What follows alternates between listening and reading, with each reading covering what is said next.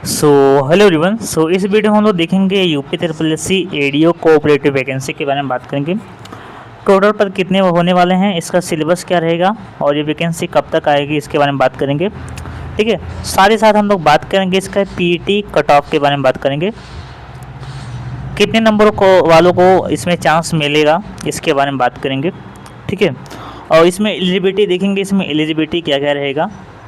ठीक है, इसमें एलिजिबिलिटी भी हम लोग इस वीडियो देखेंगे। ठीक है, ये बात ध्यान दीजिएगा। तो इसमें चयन प्रक्रिया क्या रहेगी इसके बारे में देखेंगे। ओके, इसमें इसकी सैलरी क्या होती है इसके बारे में भी हम देखेंगे। ठीक है, तो चलिए वीडियो को बिना देरी के स्टार्ट कर लेते हैं। ओके, इससे पहले मैं बता दूँ कि अगर हमारे चैनल पर नए हैं तो चैनल को सब्सक्राइब करें और वीडियो को लाइक करना मत भूलिए। सबसे पहले हम आपको बता दूँ कि इसमें टोटल पोस्ट कितने होने वाले हैं। तो इसमें टोटल आपके पोस्ट रहेंगे 612। लगभग एक दो पद इधर उधर हो सकते हैं, लेकिन 612 संभावित पद है इसमें। ठीक है, 612 पद तक समथिंग अराउंड आपके रहेंगे। शैक्षणिक योग्यता की मैं बात करूं तो यहाँ पर ध्यान दीजिएगा, किसी मान्यता प्राप्त विश्वविद्यालय से ग्रेजुएशंस कोऑपरेटिव में, इकोनॉमिक्स में, कॉमर्स में या फिर एग्रीकल्चर, यानी कि अगर इकोनॉमिक्स से आपने ग्रेजुएशन किया है तो आप एलिजिबल हैं। अगर आपने कॉमर्स से ग्रेजुएशन किया है तो आप इसमें एलिजिबल हैं। साथ ही साथ इसमें एग्रीकल्चर वाले जो बच्चे हैं वो भी इसमें एलिजिबल रहेंगे, यानी कि कॉमर्स, इकोनॉमिक्स, एग्रीकल्चर और कोऑपरेटिव जो सब्जेक्ट है वो सब्जेक्ट आपका रहेगा। अगर उस सब्जेक्ट से अगर आपने ग्रेजुएशन किया है तो आप इसमें एलिजिबल रहेंगे। साथ ही साथ आपका कंप्यूटर का कुछ नॉलेज भी चाहिए। तो इसमें नोटिफिकेशन में मेंशन नहीं है कि कंप्यूटर में आपको सर्टिफिकेट चाहिए त्रिपसी वगैरह वगैरह, आपको उसमें लिखा है कि कंप्यूटर का आपको नॉलेज होना चाहिए। ओके, अब इस पर हम लोग बात कर लेते हैं इसकी चयन प्रक्रिया क्या रहेगी। तो चयन जो रहेगा आपका वो पीटी 2025 के स्कोर बेस पर आपका सिलेक्शन होगा मेंस के लिए। ठीक है, यानी कि आपको पीटी आपके पास होना चाहिए, कंपलसरी है। अगर जो बच्चे पीटी दिए हैं खाली वही बच्चे इसमें एलिजिबल रहेंगे। अगर आपके पास पीटी नहीं है तो आप इसमें एलिजिबल नहीं रहेंगे, ये बात ध्यान दीजिएगा। देन आपका होगा मेन एग्ज़ाम्स। जो मेन एग्ज़ाम्स में आपका सिलेबस अलग अलग सिलेबस रहेगा। सिलेबस में आपको ब्रेकडाउन कराऊंगा, सिलेबस में आपके क्या क्या पूछे जाएंगे, क्योंकि सिलेबस का भी मैंने डिटेल्स वीडियो बनाया था। अगर आपने नहीं देखा तो आप लोग उसको भी देख सकते हैं, लेकिन फिर भी मैं इस वीडियो में आप लोग को बताऊंगा इसका सिलेबस क्या रहेगा। देन आपका डॉक्यूमेंट वेरिफिकेशन होगा। डॉक्यूमेंट वेरिफिकेशन आपका सबसे पहले ऑनलाइन बेस पे होगा, देन आपके ऑफलाइन बेस पे होगा। ठीक है, पहले ऑनलाइन देन आपका ऑफलाइन होगा। सैलरी की मैं बात कर लेता हूँ। तो सैलरी इसमें आपका ग्रेड बी की वैकेंसी है ये, तो इसमें आपको 4200 ग्रेड पे आपको देखने को मिलेगा। तो समथिंग अराउंड आपके 48,000 तक आपको सैलरी इसमें स्टार्टिंग आपको देखने को मिलेगी। ठीक है, 48,000 तक आपकी सैलरी मिलेगी देखने को, और अच्छी खासी वैकेंसी एग्रीकल्चर डेवलपमेंट ऑफिसर आप बनेंगे। ठीक है, तो इसमें समझ लीजिए एक प्रकार का आप अधिकारी का पोस्ट है समझ लीजिए। ओके, लेकिन ये नॉन गैजेट वाला होता है। ओके, ये बात क्लियर कर लीजिएगा। देन सिलेबस की मैं बात करूँ तो सिलेबस कुछ सोर्सेज के अकॉर्डिंग सिलेबस जो रहेगा कुछ इस प्रकार का सिलेबस रहेगा।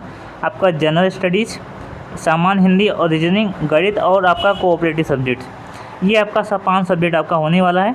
लेकिन मेरे अकॉर्डिंग ये सिलेबस नहीं रहेगा, क्योंकि इसमें आपका कंप्यूटर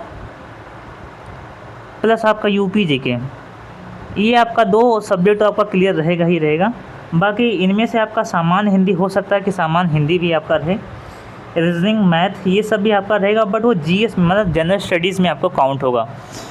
आपका जो सबसे अधिक जो वेटेज रहेगा आपका 65 क्वेश्चंस वो आपका कोऑपरेटिव से रहेगा। मैं ब्रेकडाउन कराऊंगा कि कितना रहेगा या कितना नहीं रहेगा। इसके बाद बात कर लेते एज लिमिट के बारे में। तो एज लिमिट आप लोग ध्यान दीजिएगा, अगर आपके पास मिनिमम आपका एज 21 साल होना चाहिए और मैक्सिमम आपका 40 साल आपका होना चाहिए।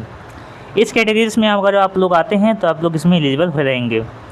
पीटी कट ऑफ की बात कर लेते हैं। तो अगर आपका नंबर 30 प्लस है, इस पर मत जाइएगा।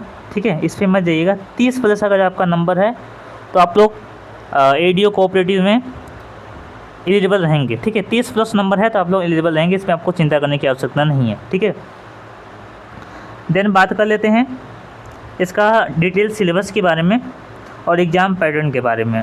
तो देखिए, सबसे पहले ये जो है मैं आपको अंदर के रिसोर्स के माध्यम से बता रहा हूँ कि यही सिलेबस आपका रहेगा। ठीक है, तो कमेंट करने से पहले आप लोग सोच समझ के कहीं कमेंट करिएगा, क्योंकि काफ़ी बच्चे निगेटिव कमेंट करते हैं, जो कि मेरा जो वीडियो रहता है वो पूरा ही ऑथेंटिक वीडियो रहता है।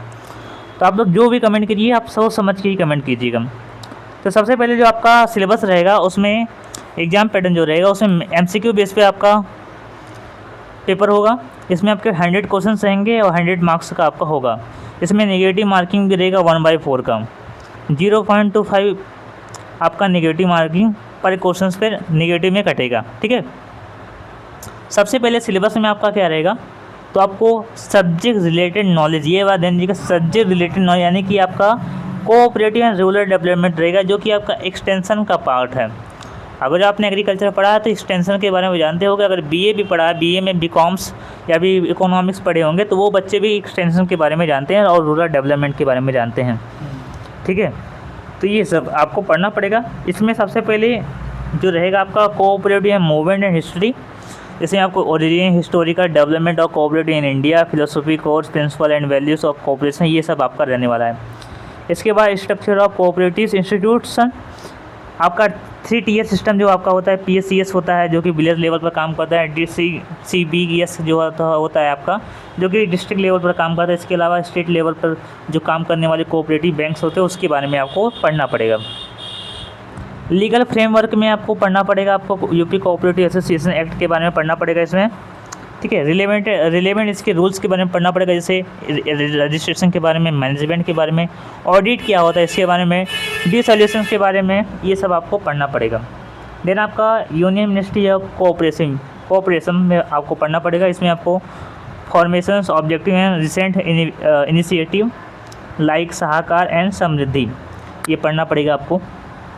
सिलेबस थोड़ा हट के लगेगा, एग्रीकल्चर वालों को भी लगेगा और जो कॉमर्स वाले बच्चे हो तो उनको भी थोड़ा हट के लगेगा, बट फिर भी आपको इतना डीप में आपको पढ़ना है। देन आपका एग्रीकल्चर इकोनॉमिक्स है, तो एग्रीकल्चर इकोनॉमिक्स में basic of agriculture marketing, warehousing, minimum support price, MSP के बारे में। देन आपका सप्लाई चेन मैनेजमेंट के बारे में पढ़ना पड़ेगा। अगला जो रहेगा आपका सब्जेक्ट कंप्यूटर रहेगा। सबसे पहला जो पार्ट रहेगा आपका जो सब्जेक्ट नॉलेज है था, सब्जेक्ट नॉलेज में आपके 65 क्वेश्चन आपके रहने वाले हैं। देन आपका कंप्यूटर से आपके 15 क्वेश्चन रहेंगे। ठीक है, और आपके जो UP GK है वहाँ से आपके 20 क्वेश्चन रहेंगे।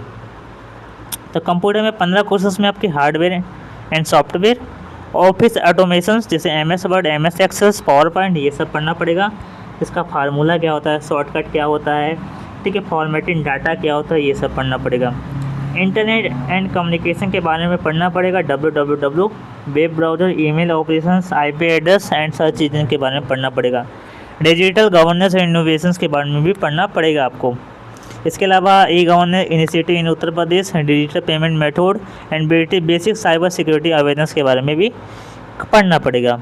देन आपका तीसरा नंबर पे रहेगा जो कि आपका UP GK वाला पार्ट रहेगा। इसमें आपके history and culture, geography and economy, इसके अलावा एडमिनिस्ट्रेटिव फ्रेमवर्क भी आपको पढ़ना पड़ेगा।